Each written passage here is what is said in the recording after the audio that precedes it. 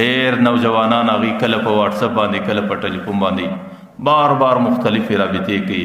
مولوي صاحب زما سترګې نه محفوظه کېږي، زما نظر نه محفوظه کېږي، ما ته یو دعا او ذکر راوښیه.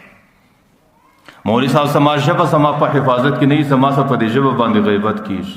مولوي صاحب زما غوږ زما په حفاظت کې نه دی، په دې باندې زما څه غلط سروزونه اورېدل کېږي. ته ما ته یو ذکر راوښیه، یو دعا راوښیه چې الله تعالی مې د دې ګناه څخه خلاص کړي.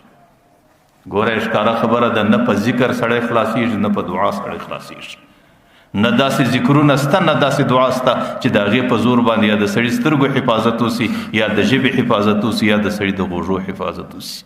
د دې د حفاظت لپاره صرف یوه طریقه د خپل همت پر کار اچول، د دې شیطان ظالم مقابله کول او په خپل همت باندې د شیطان مخ ته درېدل او د شیطان ته جواب ورکول چې زه نه سترګه غلطه استعمالوم، زه نه ژبه غلطه استعمالوم، زه نه غوږ غلطه استعمالوم. د دې مقابله او د دې شیطان مقابله او د دې اندامو د ګناه څخه حفاظت د دې یوه طریقه ده چې انسان به خپل همت پر کار باندې اچي. ګوره همت الله تعالی انسان ته ورکړی دی، د انسان په دې مزاج کې یو استعداد دی، یو قوت دی.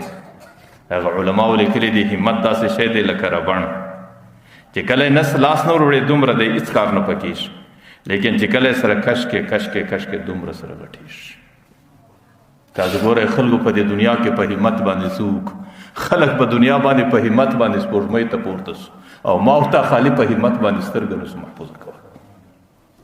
خلکو په دنیا کې په همت باندې څوک تاسو ګورئ د دې ځای سره د په همت داسې جهاز جوړ کړي چې هغه جهاز د دې ځای سره روان دی 9 غنټې دی په هوا کې په 1200 سپیډ کې او رفتار په تیز رفتار کې دی روان دی، نه د ځمکې ته راځي نه دی پر غلطه لار باندې ځي او سړی در منزله پورې رسي. په چیش جوړ شو د انسان په همت باندې جوړ شو، لیکن ما ورته په دې همت باندې خالي دا ژبه نس کنټرولولی.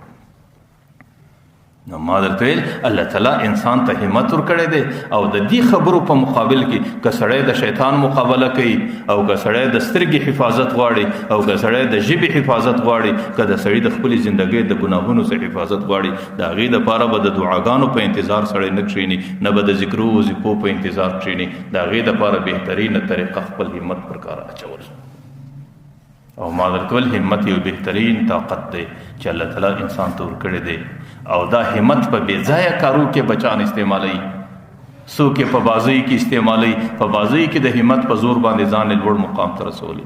څوک یې په څه کې استعمالوي، څوک یې په څه کې استعمالوي، لیکن په کار دا دی چې ما ورته په دین کې استعمال کړو. هارون رشید بادشاه مخ ته یو سړی رالی، یو نوجوان رالی، بری ورته ویل بادشاه سلامت ما یو ډېر ښه کیل زده کړی دی. هغه ورته ویل کیل دې څنګه زده کړی دی؟ ځه یې 3 ګزه واخوا ته ستن ودروه، زه د دې ځای څخه د سپڼسۍ ورغورځوم، د دې ستنې در سپم به اوسي. هارون رشید ډېر ورته حیران شو چې دا خو ډېره د تعجب خبره ده. هغه سړي ته ویل ته خپل کیل او خپل کمال ما ته ښکاره کړه. هغې پر هغه ځای ستن ورته ودرولو، پر دې ځای ور ودرېدی، د سپڼسي سر یې ور وغورځوی، د هغه ستن سیده ووتې. هارون رشید ورته ویل دا دې څنګه کمال؟ بهرحال پر دې باندې ما ډېر محنتونه وکړو، پر دې باندې ما کلونه ریاضتونه وکړو او پر دې باندې ما ډېر ځان ستړی کړی، د هغې څه وروسته مې بیا دې حد ته ځان ورسوه. نو په دې نیت باندې راغلی و چې بادشاه به ما ته پر دې باندې انعام راکړي. بادشاه چې کله د دروازې سیاستی بری ورته ویل چې دې سړي ته به 100 دراهمه ورکړې او د هغې سره به یو 10 چوټې پر دفتر باندې 10 غمچنې به یې ووایي. هغه به راورته ویل په دې خو مې سر خلاصېږي، سړي نه ولا د کمال وکړې، پر دې کمال باندې انعام ورکول په دې مې سر خلاصېږي، لیکن په دې غمچنو مې سر نه خلاصېږي، په غمچنې باندې ولې وایي. بهرحال زه انعام پر دې باندې یقیني ورکوم چې سړی کمالداره دی، لیکن غصه پر دې باندې راځي چې دا دومره محنت، دا دومره ریاضت پر دومره پالتو کار باندې د څنګه وکړي؟ ایا په دې کې اوس څه کمال دی چې د ستنې در سپم باندې سپڼسۍ وباسه؟